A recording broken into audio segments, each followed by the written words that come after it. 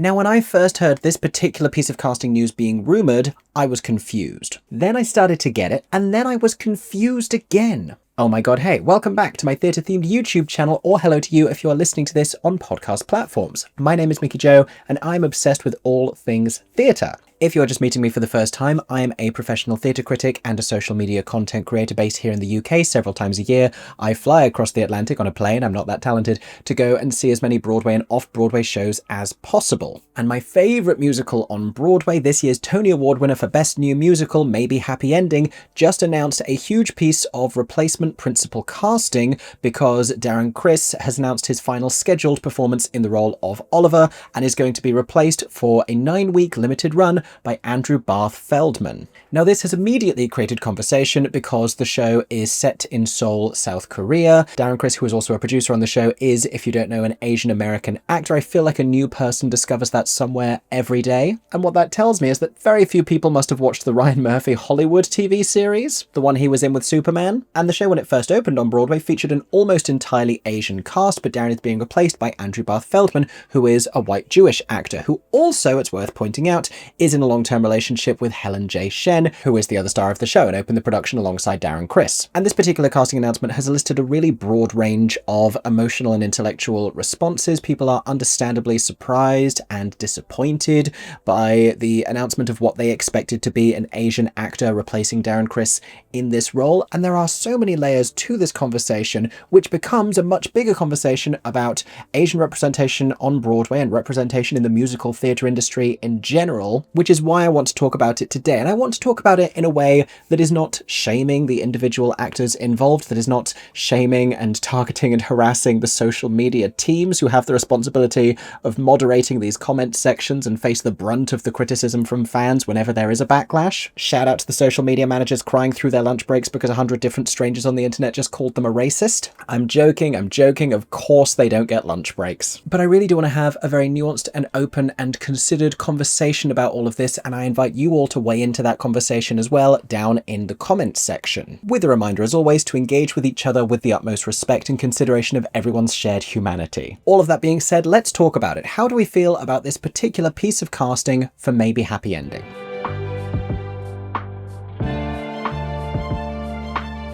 So we've talked through most of the context, but if you're new to this show and this story, then I will fill in the blanks. Maybe Happy Ending opened within the last year on Broadway at the Belasco Theatre. It has become a huge Tony Award-winning success with a big social media following. It originally, pre-Broadway and pre-the US, premiered in South Korea, it having been written by Will Aronson and Hugh Park, and it is a very charming and sweet and sentimental and intelligent story about two helperbots, two sort of AI robot assistants, it's set obviously in the near to distant future, who have been retired to the helperbot yards because they are no longer needed by the humans who hired them, bought them, owned them. Robot slavery? Hard to say. They, for various reasons, go on a road trip together to Jeju Island, and over the course of the thing, they learn about what it means to fall in love and the joy and also the sorrow of that. And in doing so, these robot characters teach us, the audience, a great deal about humanity. If you want to know more about my thoughts on the show, you can go and listen to my full review. Spoiler alert, I loved it. I think it is currently the best musical running on Broadway,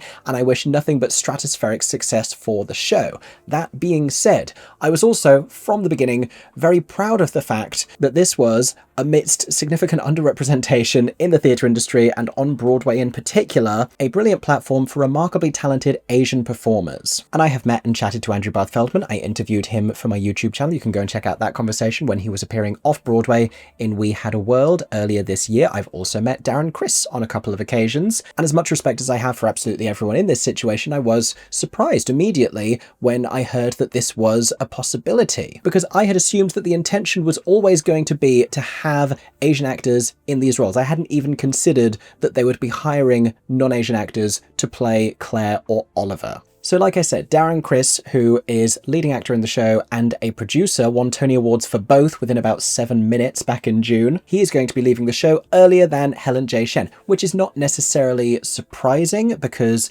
Helen is this earlier career Broadway rising star. Darren has 2 young kids. He spoke in his Tony Awards acceptance speech about how grateful he was to his wife Mia for shouldering so much parental responsibility to enable him to do this job, to perform in this show. But having done it for the better part of a year, it's not entirely surprising that he may now be looking forward to some time away. Do I think that this is the last time we're going to see him in the show? Not necessarily. I wouldn't actually be surprised if this 9-week limited run ends with Darren Criss returning to Maybe Happy Ending, potentially just after an extended break from performing 8 times a week on stage. Which brings us to Andrew Barth Feldman, another early career Broadway rising star, although in that short time he has already become very accomplished on stage and screen. He has done like legit big film roles. He has also been on Broadway in Dear Evan Hansen. He was a Jimmy Awards winner, and he has for a few years, I believe, been in a relationship with Helen J Shen, and so it's of little surprise that in supporting Helen, Andrew has been to see Maybe Happy Ending. Last time when I spoke to him about it, he had seen the show I think 8 times, the most recent being a few days before when he had been on one side of the aisle and I was sat on the other side of the aisle, and so he is a super fan of the show. But also this represents something very sweet for the two of them, which is the opportunity to tell this story as a real life couple. And that is something that I think, aside from the optics of all of this casting and everything else that we are going to say about it, that is undeniably very sweet and very special. It's been admittedly a good few years from what I can remember since we have had a real life couple playing a couple on stage on Broadway, at least publicly. There have been plenty of them that have been sleeping together, but, you know, openly, it's been a little while. And also, Andrew Barth Feldman is, in almost every sense, a really perfect fit for this role. He is going to be a fantastic Oliver in Maybe Happy Ending. But this brings us back to the reality that he is white, which is not his fault. And also, I'm being tongue-in-cheek, it's of course inherently no bad thing. But we do have to consider this in context, which is what we're about to do. But first, let's consider briefly why the producers, creatives, everyone involved in this casting decision at Maybe Happy Ending may have reached this particular decision.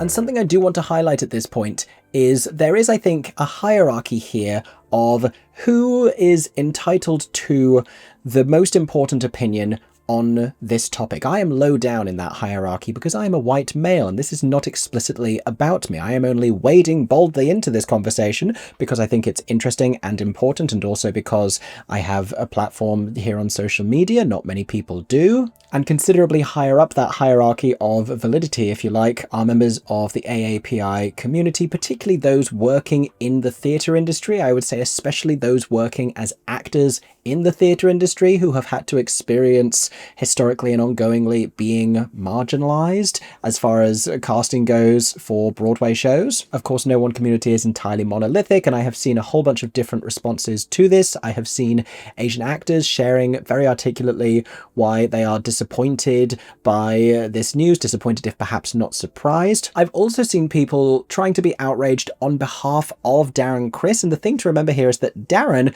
who just secured a historic Tony Award win in a historic year for the Tony Awards, in which we saw more AAPI nominees and winners than ever before, and several needless glass ceilings were triumphantly shattered, Darren is also a producer on the show and will have been involved in making this decision. This is not happening without his blessing and consent. Do you know who else is presumably very happy about this? Is Helen J Shen. At the same time, I don't believe any of the individuals involved in this, especially the PR, marketing and social media teams, will have anticipated anything other than a little bit of pushback when this was announced. And I expect what many of you are thinking is, why are they even doing this in the first place? Why not just hire an Asian actor to replace Darren? Why not promote one of the understudies? And this, of course, is an option that would have been available to the show. They are doing very well at the moment, and I tend to think that this is the time when they need to be the least reliant on star casting, stunt casting, celebrity casting, whatever you want to call it, because they're coming off of the success of the Tony win. Box office numbers are looking fantastic at the moment.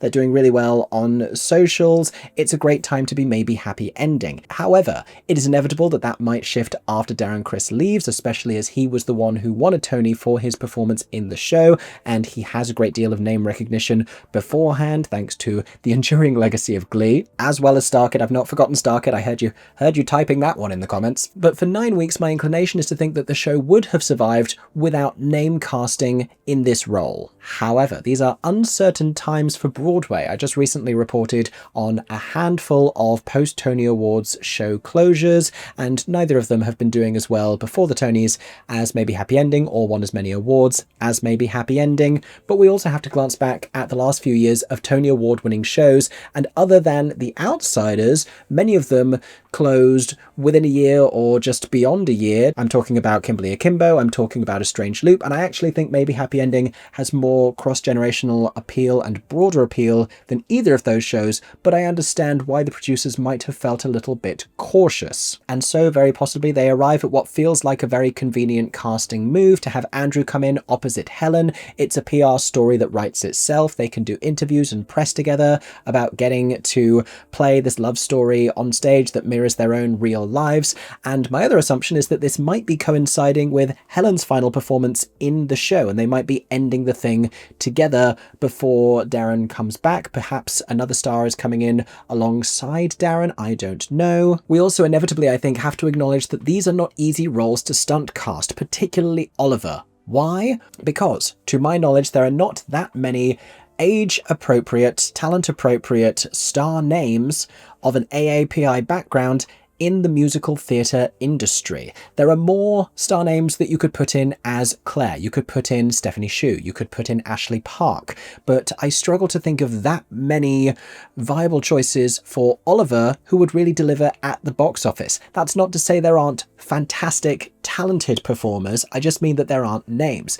And that is not maybe Happy Ending's fault. It is not even Broadway's fault.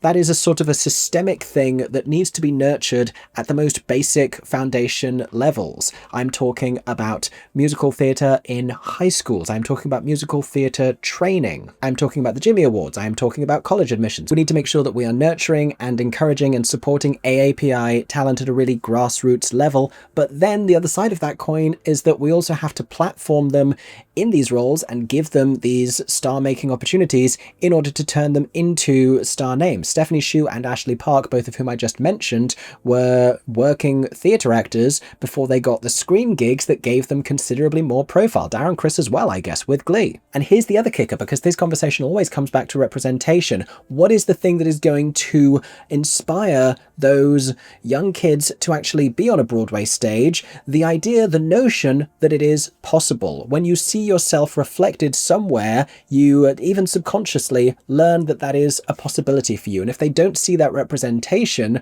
then on a subliminal level, it feels as though it's not an open door. It feels as though it's not a possibility, which is why representation is important. But I'm getting a little bit ahead of myself here. Let's talk about race in casting and the 3 ideas which go into it.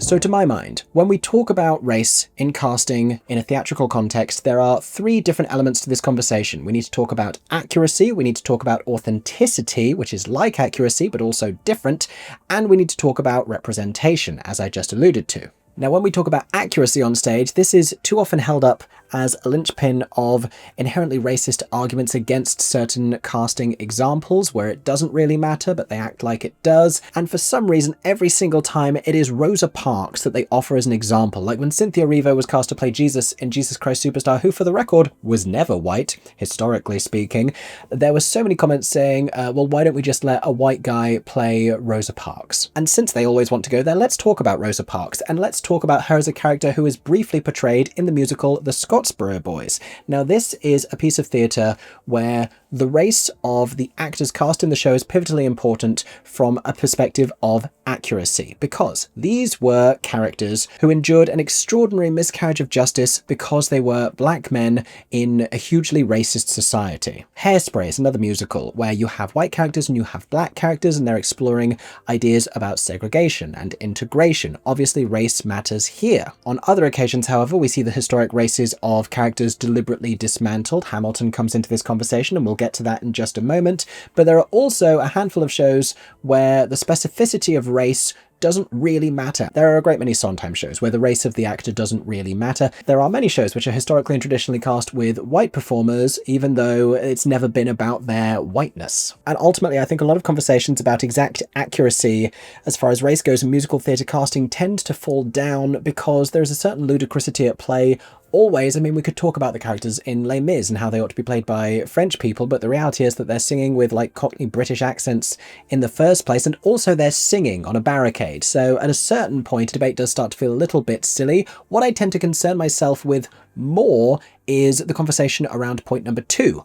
Authenticity. Now, because people are acting on stage and portraying a character other than themselves, I think the exact accuracy is not nearly as important to a great performance as authenticity and a level of insight to be able to portray that character meaningfully and well. This is something that we often talk about when we talk about casting Jewish actors in Jewish roles or casting queer actors in queer roles. The conversation about the casting of Fanny Brice in Funny Girl often traverses this particular terrain. And even though great performances can be transformative, authenticity is often a hugely important component of them. Now, as we talk about authenticity, we also have to talk about Hamilton, which is an interesting and unique case because it subverts historical expectation and it takes these real historical characters and it casts them with non-white actors in order to tell the story of America then in a way that reflects the diversity of America today, as well as delivering a powerful and increasingly timely message about immigrants. Now, as far as Maybe Happy Ending goes, the role of Oliver is a robot. He is a robot living in Seoul, South Korea, but there is nothing in the material to preclude the suggestion that he could have been a robot crafted after the appearance of a Western Caucasian male. And within the context of the material, there is nothing really in terms of accuracy, nor in terms of authenticity that requires this role to be played by an Asian performer. There is nothing, for Oliver at least, culturally, that feels inherently like it would only be understood and only be authentically conveyed by an Asian actor. But then we arrive at point number 3, which is representation. Representation is hugely important for the reason that I already shared, but also because there is an existing inequality when it comes to casting on Broadway that needs to be addressed, and particularly for male actors, I think. That may sound a little bit surprising, but hear me out. There is a trope that we see often, particularly in love stories, particularly in musical theatre, where you have a young white romantic male lead playing against a woman of colour. We saw it initially, but not consistently in Sunset Boulevard. We saw it initially, but not consistently in Hadestown, both on Broadway and in the West End. We're seeing it off Broadway right now in Heathers. It is written into the DNA of the brilliant musical Two Strangers Carry a Cake Across New York. And so in general, and at a glance, it seems as though there are more opportunities for young female presenting Asian Broadway actors than male presenting. And I do genuinely think that this whole thing would matter just a little bit less if there wasn't a scarcity of opportunity to begin with. And so when we talk about diversifying the talent in our casts, in our principal cast, in our ensembles, on our stages, we need to also make sure we are diversifying the name recognition star talent that is able to command the box office, because that is how Broadway gets to remain commercially viable. The last thing we want is another Natasha Pierre and the Great Comet of 1812 situation, if you don't know what I'm referring to. This is something that happened around the time that that particular show closed on Broadway, and I don't want to dive all the way into it, but a black actor was brought in as a replacement cast member for a white performer, and then when the box office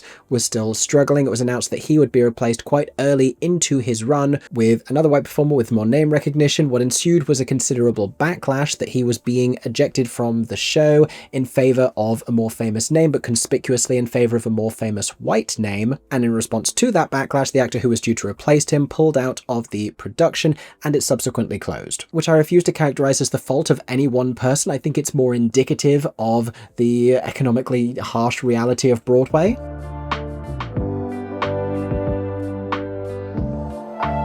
And the last thing we want is for Maybe Happy Ending to close under similar circumstances, which brings me to what I think is the best case scenario here, because I would love nothing more than for Maybe Happy Ending to go on to run for a really long time on Broadway, not least of all because then they have the opportunity, if it just becomes this long-running success, to cast a series of fantastic Asian actors in both of these roles, in the multiple roles in the show, the 3 roles really that are cast with Asian actors. And for what it's worth, I tend to think once Des Duran is happy to leave the show that Gil Brentley is the easiest role to stunt cast, because he just comes on and sings some jazzy songs in a variety of different locations. And if Andrew Barth Feldman going into the thing for a limited 9-week stint is what it takes for the box office to continue to be boosted, for the show's profile to continue to grow at a pivotal time for them, coming off of the Tonys win, coming up to the end of their first year on Broadway, if this means ongoing success, then perhaps we can all collectively think about the long game and do the thing that allows them to cast more Asian actors further down the line. And I understand how disheartening that is, and that of course is completely valid, because AAPI actors and actors of color have for a long time been expected to wait for the opportunity, to wait for the likes of Miss Saigon to be revived once again in order to have the chance to even be seen, to even be considered. And, you know, I'm hearing Nikki M. James singing Wait My Turn ringing in my ears from the musical Suffs. And when you try and reconcile the best and most responsible thing as far as humanity and society is concerned with the most practical and viable thing from a business standpoint, you end up in this kind of a thorny space offering yourself these sorts of shallow justifications. But that ultimately, beyond Andrew's time in the show, which I think for what it's worth is going to be incredibly charming, and I think he is going to be wonderful in the role, that is my greatest aspiration for Maybe Happy Ending. And I do hope that they continue to cast, or they revert to casting, Asian actors in these roles. I think it is important. I think with them possibly looking at a London production, with them definitely casting for a US tour that has already been announced, I hope this is something that we continue to see. It is worth saying that this has not always been how the show was cast. There was at least one workshop version of the show where I think it was Danae Benton and maybe Matt Doyle were cast in those roles, so it hasn't always been cast explicitly with Asian performers. And I wonder if it is the feeling of the writers, the creative team, whoever, and whether the producers are hoping to emulate the success of shows like Little Shop of Horrors off Broadway that has been able to bring in these consecutive different stars. And it's worth saying Darren and Andrew have both been in the off-Broadway Little Shop of Horrors, and a lot of the cast members of that revival would actually do very well in the roles of Claire and Oliver and Maybe Happy Ending. Very similar kinds of vibes, and not for nothing, much conversation with a plant. But I do think as financially rewarding as that would surely be for them, it would also be hugely demoralizing and disheartening and disappointing for the AAPI community, who deserve better in general from Broadway, not just from Maybe Happy Ending, but from every other show on Broadway. And if everyone was doing the work to uplift talent regardless of race across the theatre industry, this might not be a conversation we would even need to have in the first place. It is, however, a conversation that we have just had. I'm sure there were many more points that I wanted to share because I keep thinking of new vantage points to look at this from. Ultimately, I'm trying to reconcile my enthusiasm for Andrew doing this role and Andrew and Helen getting to do it together with my unceasing desire that this show become a fantastic opportunity to cast and uplift brilliant Asian talent, as well as a concession amongst all of that mine is not the most important voice in this conversation. And so that being said, I would love to hear all of your voices in the comments section down below, particularly if you are of an AAPI background. I would love to hear what you think about all of this, considering all of the different factors going into it. And I guess whether you plan to go and see Maybe Happy Ending on Broadway during Andrew Barth Feldman's 9-week limited run. I don't think that's going to be a time I'm planning to be in New York, but let me know in the comments section if you're planning on getting tickets. In the meantime, thank you for taking the time to listen to my thoughts on this conversation. I look forward to reading all of yours,